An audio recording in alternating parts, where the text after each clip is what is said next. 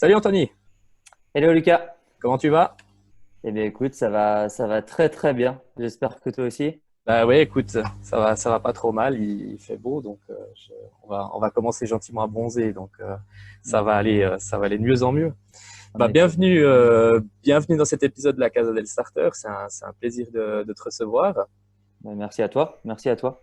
Donc du coup, pour les personnes qui ne te connaissent pas, je te propose de te présenter, une petite présentation personnelle et puis de ton activité. Ouais. Très très rapidement. Donc Anthony, j'ai 26 ans. Je vis à côté de Genève. J'y suis depuis maintenant un peu plus d'un an. J'ai un parcours plutôt classique, école de commerce, orienté sur l'entrepreneuriat. J'ai un parcours plus orienté, on va dire, RH. J'ai travaillé par exemple pour le groupe Decathlon sur la partie RH, où notamment j'ai pu y déployer dans les processus de recrutement le CV vidéo. J'ai également été consultant en recrutement pour un cabinet de recrutement. Et maintenant, donc, je suis cofondateur de Mimo, qui est en gros le nouveau TikTok professionnel. Pour ceux qui ne connaissent pas TikTok, on y reviendra de toute façon. Mais en gros, c'est un réseau professionnel et 100% vidéo pour que tout le monde, les professionnels et les entreprises, puissent venir s'exprimer, partager ses convictions, son actualité, poser ses questions aussi pour trouver les réponses à ces questions à travers un format très simple, très spontané, la vidéo plus en mode selfie ou très embarqué, sans montage, etc. Très authentique, très spontané. Pour réinventer un petit peu la manière dont on échange ensemble et puis qu'on puisse vraiment aller à échelle collective, avancer chacun dans notre quotidien et puis mener des projets dans ce sens-là, encore une fois avec ce format vidéo qui vient s'ancrer, on va dire, dans notre quotidien, que ce soit d'un point de vue professionnel mais aussi personnel. On le voit, c'est vraiment un phénomène structurel. Et donc, du coup, c'est pour rendre le contenu vidéo accessible à tout le monde. Ok, d'accord. Parfait. Bon, on y reviendra justement tout à l'heure par rapport, plus en détail par rapport à l'application. Quel est ton Oui. ressenti par rapport à cette situation? Euh, Écoute, moi, j'ai plutôt un ressenti, un avis positif sur ce qui se passe. C'est sûr, à court terme, c'est difficile de l'entendre comme ça puisque on est quand même privé de notre liberté, on est confiné chez nous, donc c'est hyper intense en termes justement de liberté qui est complètement anéantie. Mais si on prend un peu de recul, je trouve, et qu'on met un petit peu de côté nos émotions à court terme, je trouve que c'est positif dans le sens où ça a juste un effet accélérateur d'une tendance de fond qui avait lieu depuis quelques mois et quelques années. Je pense qu'on arrivait à la fin vraiment d'un cycle, on pouvait le percevoir, il y avait de plus en plus de personnes qui n'étaient, on va dire, pas très à l'aise dans leur quotidien professionnel. On voyait bien qu'il y avait quelques incohérences. On mettait complètement de côté, même si on voulait nous faire croire un peu le contraire, l'aspect environnemental, le changement climatique. On avait l'impression que c'était pas du tout pris en considération dans nos réflexions, dans notre quotidien. Et puis on sentait bien qu'il y avait plus aucune notion de long terme, que ce soit aux échelles d'entreprises, même à l'échelle des pays, dans les décisions prises. Et là, je pense que ça va avoir vraiment un côté accélérateur dans le sens où on va être obligé de se reposer des questions justement pour de remettre des actions pour avoir de la durabilité dans ce que l'on va mettre en place. Et c'est vraiment pour ça que je vois le phénomène comme quelque chose de très positif au final. Ok, d'accord. Parfait. Bah, comme tu le dis, hein, c'est vrai on attend ce changement, on l'attend tous, hein, surtout la nouvelle génération. Donc, je crois que dans les vidéos que tu fais passer ou ce genre de choses, on parle souvent des millennials, de la génération, des différentes générations. Euh, Est-ce que justement, donc, si tu peux rappeler juste les millennials, en quoi ça correspond exactement?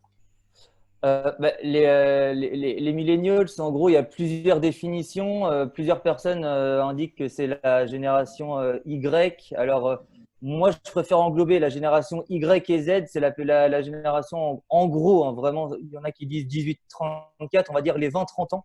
C'est un petit peu les nouveaux actifs, ceux qui mettent le premier pas dans l'entreprise parce qu'ils sont en stage, en alternance, en apprentissage ou alors sur leur première expérience et qui viennent avec leur code, parce qu'on dit d'eux que c'est les digital natives, c'est une génération, C'est la mienne et la tienne aussi, j'imagine. On est né ou alors on a grandi avec le smartphone dans nos mains.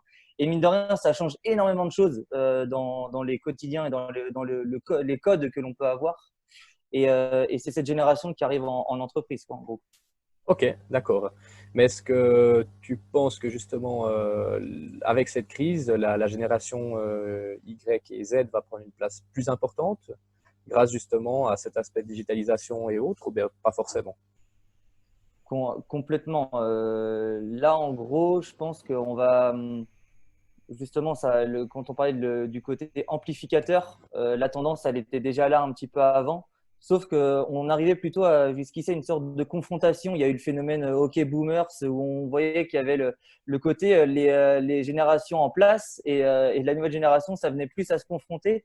Là maintenant, eh bien, je pense que les entreprises, parce que mine de rien, ceux qui sont, on va dire, à la gouvernance des entreprises, les dirigeants, les managers, sont encore des personnes qui ont, on va dire, 40 ans et plus en moyenne.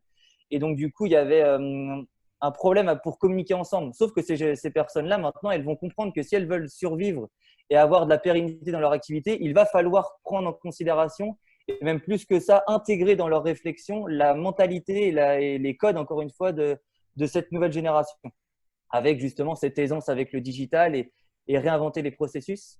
Donc oui, je pense que là, cette nouvelle génération va prendre un poids beaucoup plus important que ce qu'elle ne pouvait avoir jusqu'ici dans les mois et surtout les années qui arrivent. Est-ce qu'il ne va pas falloir attendre justement que cette génération soit aux commandes, autant au niveau politique? Bon, on le voit dans certains pays que l'âge des présidents est en train de baisser. Typiquement, on le voit avec la France ou l'Autriche. Mais est-ce qu'il ne faut pas attendre justement qu'au niveau politique et au niveau entreprise, cette génération-là soit aux commandes pour espérer qu'il y ait un changement au niveau culture d'entreprise, au niveau de l'écologie et ce genre de choses? J'ai envie de te dire, au pire des cas, oui. Il va falloir laisser passer le cycle naturel de la vie pour que cette nouvelle génération arrive à des postes justement de décision. Mais j'ai la conviction qu'il va y avoir vraiment un changement avant ça. Et du coup, on va voir se dégager deux types en fait de décideurs, des dirigeants, des managers ou des personnages politiques. Ceux qui arrivent à intégrer ce nouvel environnement et qui vont comprendre de suite qu'il est important de se familiariser et d'intégrer cette nouvelle mentalité dans les décisions prises. Et ceux qui vont rester avec les habitudes du monde d'avant, on va dire. Et par contre, pour eux, je pense que ça va être très, très, très difficile de survivre. Vraiment. Et c'est pas pour avoir un discours alarmiste. Mais je pense qu'il va y avoir deux types de personnes et donc du coup deux types de pays qui vont prendre une direction ces prochains mois et ces prochaines années. Ceux qui vont l'intégrer de suite, et eux, clairement, ils vont avoir une longueur d'avance dans quelques années. Et ceux qui vont attendre, et là, il va falloir qu'il y ait un recyclage, on va dire, et après, ça prendra plus de temps. Ok, d'accord, parfait. On passe sur Mimo. Donc, tu nous as expliqué en gros donc, ce que c'était Mimo. Donc, c'est sorti il y a combien de temps exactement?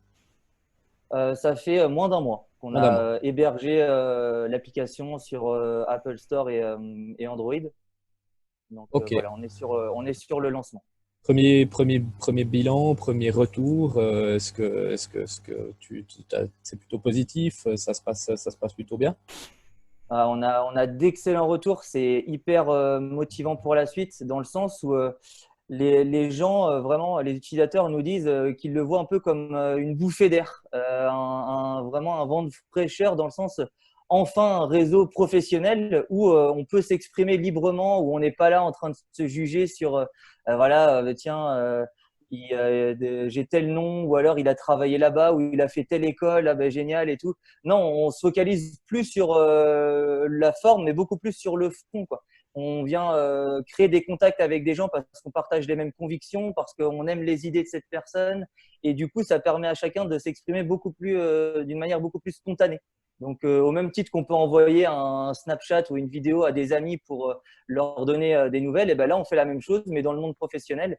Et donc, du coup, les codes de l'application plaisent énormément aux gens qui cherchent, on le sent, à revenir vers quelque chose de beaucoup plus authentique, en fait. Et en plus, la vidéo, c'est beaucoup plus humain, mine de rien, à travers le digital. comme échange. Et donc, du coup, on a d'excellents retours pour l'instant.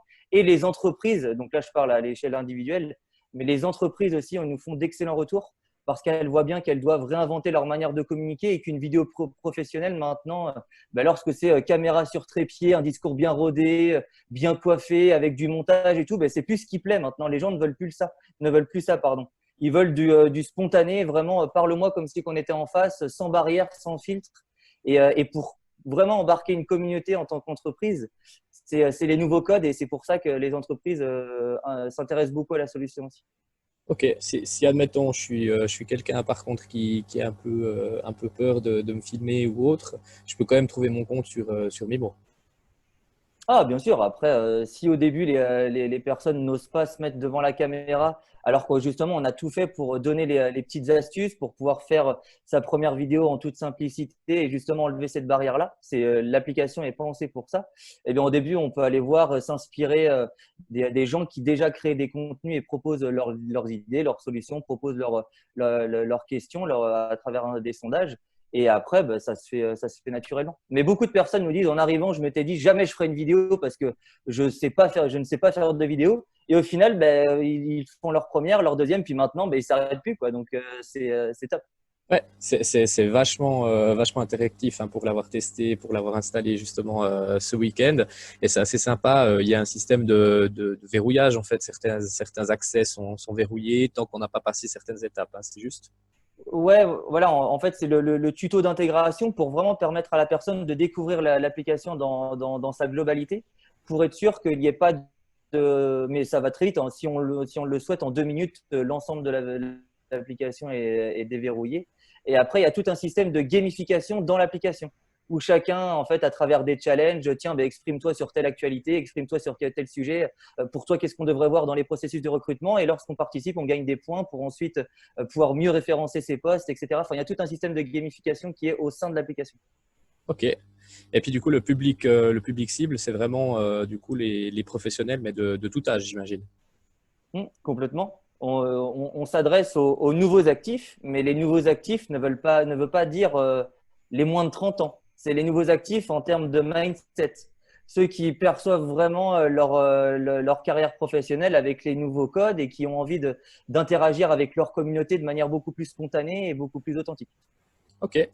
L'objectif inavoué, c'est concurrencer Facebook, TikTok, Snapchat ou pas vraiment. C'est vraiment de rester sur quelque chose d'authentique et sur la francophonie. Alors la francophonie, ça c'est déjà le cas. On est même on a tous les pays francophones là, on rend accessible l'application au Québec. Et pour moi, enfin c'est un peu, ça fait un peu bisounours de dire ça, mais je ne nous vois pas comme des concurrents qui arrivent. Nous du coup, on n'est pas forcément sur le créneau Facebook ou Snapchat. On serait plus sur le créneau peut-être plus de LinkedIn par exemple, parce qu'on est un réseau professionnel avant tout. Mais au même titre que Facebook au début, il y avait que Facebook. Puis après, ils ont compris que la nouvelle génération avait des nouveaux codes et c'est pour ça qu'ils ont racheté très cher Instagram. Mais je pense que LinkedIn, qui a aujourd'hui une moyenne d'âge de 47 ans, eh bien, va rester adapté pour des gens qui sont plus avec un format écrit ou beaucoup, on va dire, un peu plus conventionnel corporate. Et il y a une place pour justement ce nouveau type d'interaction qui est la vidéo pour le monde professionnel et je pense qu'il y a de la place pour tout le monde. Donc non, c'est l'objectif, il n'est pas forcément sur on veut rivaliser avec tel ou tel concurrent. Mhm. Moi, je l'ai remarqué, hein, ce que j'apprécie énormément avec Mimo, enfin, ce que j'apprécie plutôt pas avec les autres réseaux sociaux, Facebook, LinkedIn ou d'autres réseaux sociaux, c'est que c'est malheureusement, il n'y a pas assez de filtres ou d'épuration dans le sens où les gens, justement, peuvent partager mais plein de vidéos différentes, des textes, ce genre de choses, ou écrire des choses. Tandis que là, vu qu'on est sur un aspect vidéo, on va avoir quelque chose de vraiment authentique et puis pas de pollution, en fait. Parce que c'est ça qui est le problème aussi des réseaux sociaux, c'est qu'on va avoir de la pollution. Donc là, on a des personnes qui se mettent derrière leur caméra et qui filment et c'est super enrichissant. Donc, c'est vraiment génial, quoi. Écoute, je te remercie. Top, parfait. Alors du coup, c'était un plaisir d'avoir pu avoir des précisions par rapport à ça. Donc les personnes peuvent télécharger l'application sur Apple Store, peut-être un conseil, quelque chose comme ça. Eh bien oui, l'application est disponible sur les différents stores, Google Play, Apple Store. Ceux qui veulent directement passer par mimo.fr ou pour directement avoir accès à l'application. Et sinon, bah, voilà, le message, c'est au pire tester et puis venez voir, vous verrez que faire une vidéo, c'est pas si compliqué que ça. Surtout, on a tout fait pour que ce soit simple. Et derrière, ça permet de se créer un réseau avec des personnes, non pas parce qu'encore une fois, on a fait telle école ou on a telle expérience ici, mais vraiment pas à travers ses convictions. Et puis avec un système d'interaction beaucoup plus personnalisé. Donc, juste venez le tester et puis faites-vous votre avis par vous-même. Je reviens juste sur quelque chose que tu as dit au tout début et puis que j'ai remarqué. Donc, le CV vidéo, c'est quelque chose qui fait aussi partie de l'application à part entière.